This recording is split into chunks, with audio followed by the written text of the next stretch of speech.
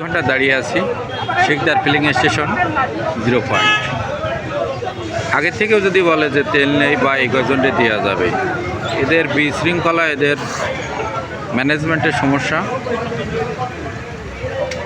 মানে 2 ঘন্টা দাঁড়ানোর পরে যদি তেল না পাওয়া যায়,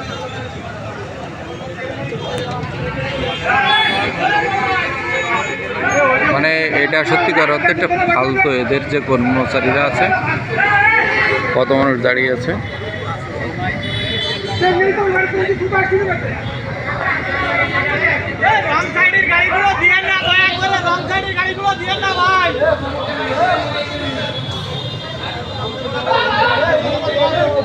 সবাই ক্ষিপ্ত। মানে এখন কেউ একজন যদি মাস শুরু করে, কারো মোটামুটি এনে হাঙ্গামা শুরু হয়ে যাবে। একদম হাঙ্গামার শেষ মুহূর্ত।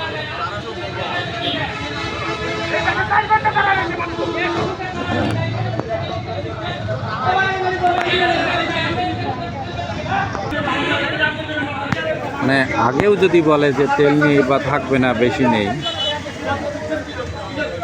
অব্যবস্থা। ওই যে লোক এখন বলে তেল নেই।